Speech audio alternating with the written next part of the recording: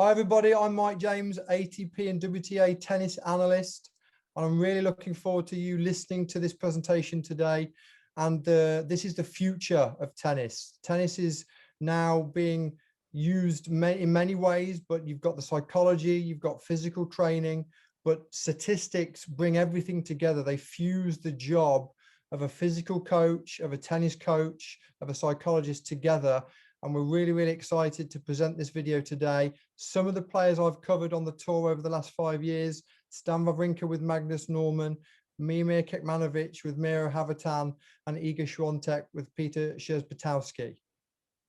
Here at Sport III Analytics, we cover over 30 key performance indicators on our match video.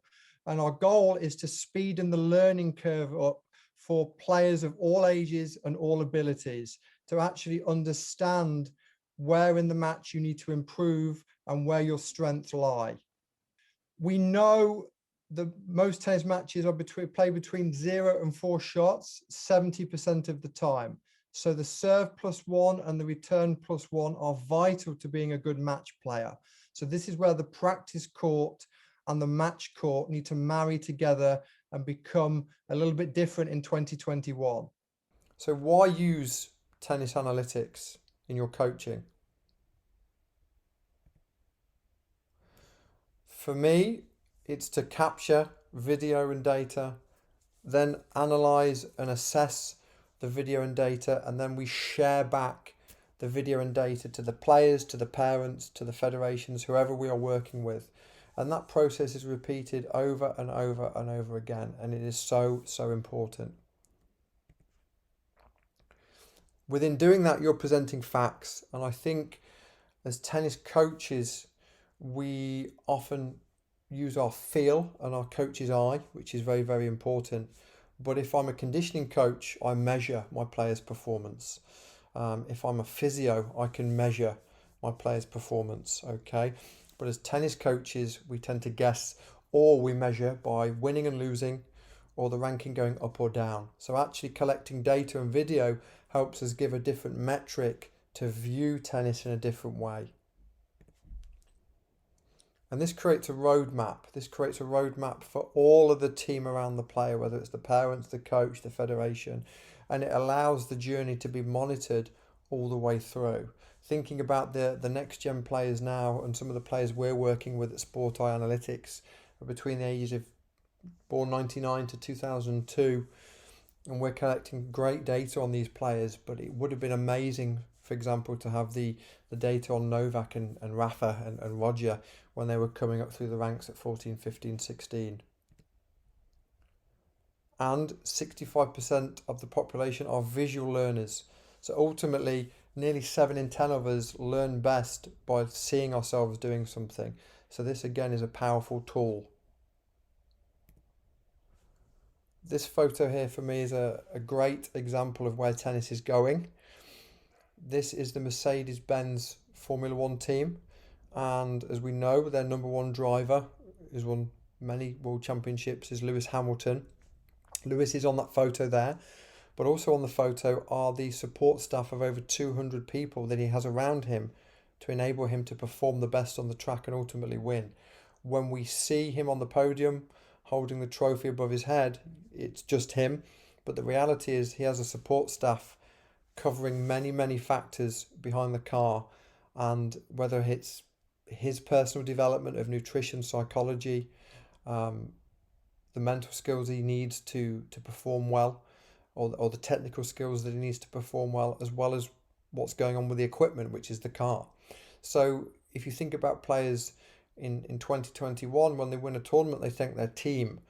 20 years ago, they thank their coach. So tennis is really evolving into a multidisciplinary team approach. And that there's going to be a story behind the numbers every single time. So this is a visual from one of our match reports here at Sport III Analytics. So for me, I want all of you guys to look at this screen grab. And as you can see here, the red is where the player is missing. The white is the percentage of where the player is serving to. And then the green is the winning percentage. So I want all of you coaches now to look at that and maybe assess where the most effective serve is, where is the player missing most on that screen grab, where's their least effective serve in relation to how many serves they're hitting to. And that really starts to become our job at Sport I. And ultimately, this is the coach's job as well. This is a job for the coach to look at this report and start to go, where do I go with this data? What are behind the numbers? Okay, another big area is the serve plus the first ball after the serve.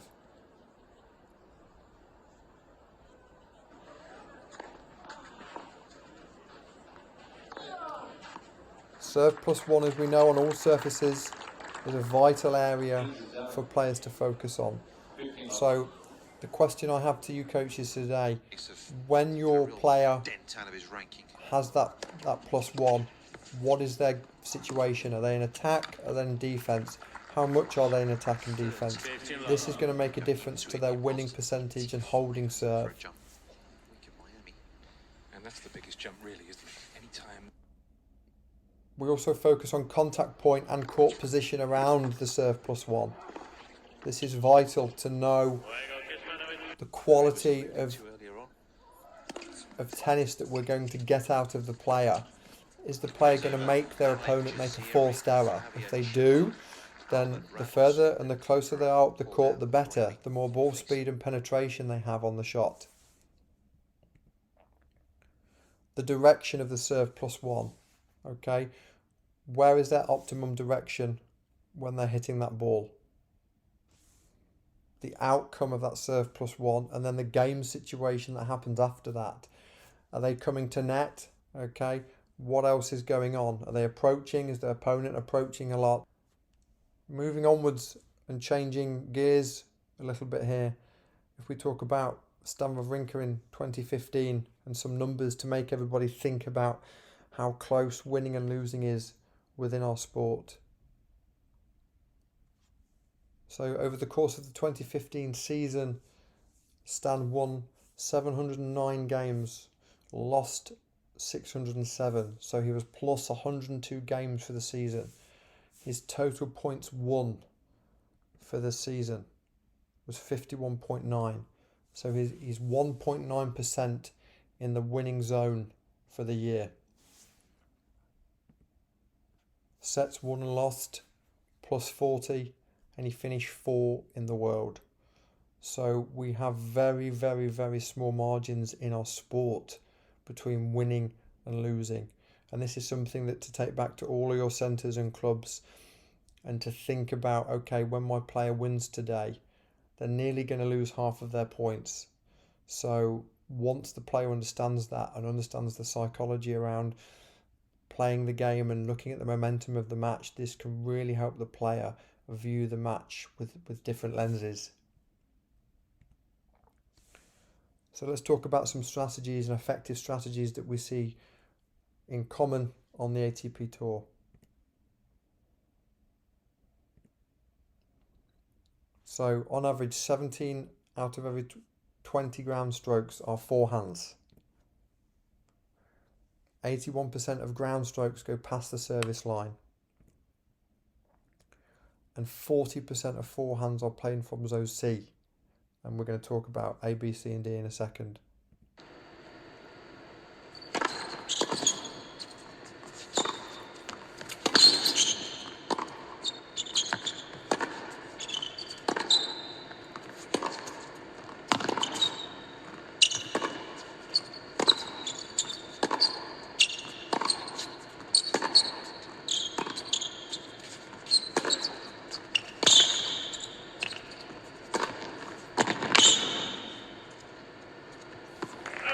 So if you think about this tennis point here that we just saw, I'm going to play again.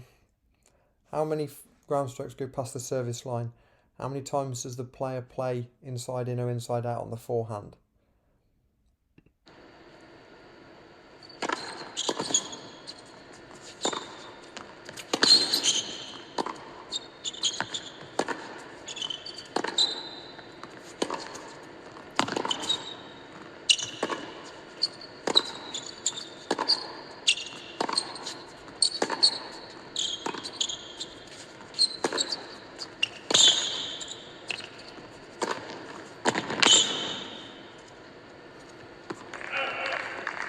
And as you see at the end of that point, Dominic Thiem, ultimately, there was a period of that point where both of them were trading backhand to backhand, but it was Dominic Thiem's inside-out forehand and then his inside-in forehand that finished the point for him.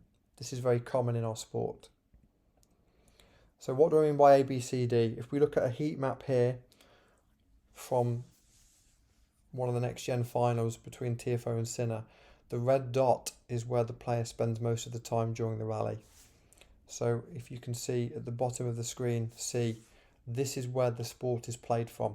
If I showed you 100 Hawkeye reports, we'd get 99 of them looking like this. So the C zone is very, very, very important to think about when you're playing and dictating the rally. Again, this is a good view here, broken down A, B, C and D. You can see Misha Kekmanovic in zone C here, loading up and having a decision to make. Does he go inside in or inside out, and where does he dominate the rally from here? Let's just watch this point between Djokovic and Wawrinka from the 2016 US Open final and visualize that ABCD in your head. I'm sure happy to see this one as close as it is.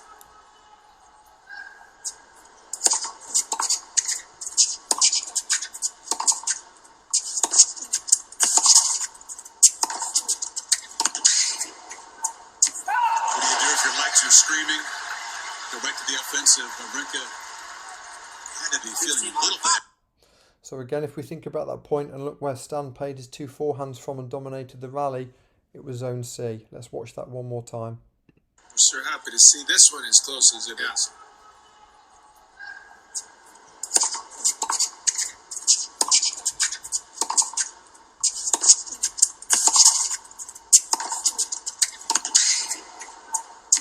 What do you do if your legs are screaming? Go back to the offensive. Wawrinka had to be feeling a little bit.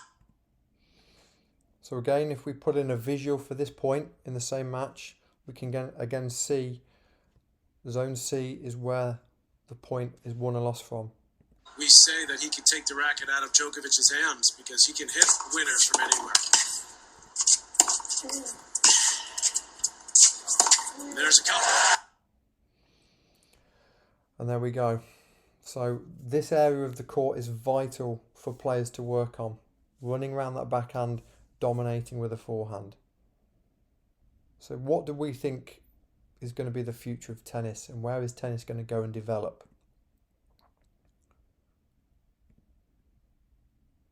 So we believe on-court coaching for all matches will eventually happen, and coaches will be very much involved in the player's journey week in, week out.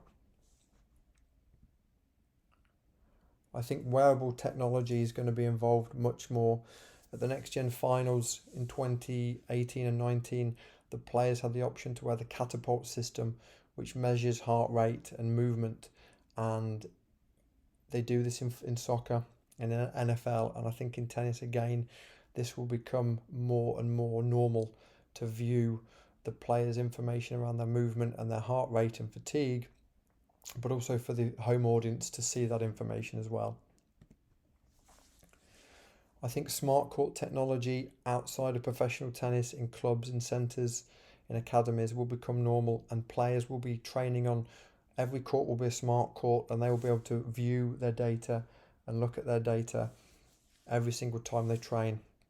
I've really enjoyed today's presentation. I hope you have too. If you want to find me personally on social media at Mike James Sports, I'd love to connect with all of you. If you have any questions, please reach out to me on social media, and you can find out more about what's going on at Sport III Analytics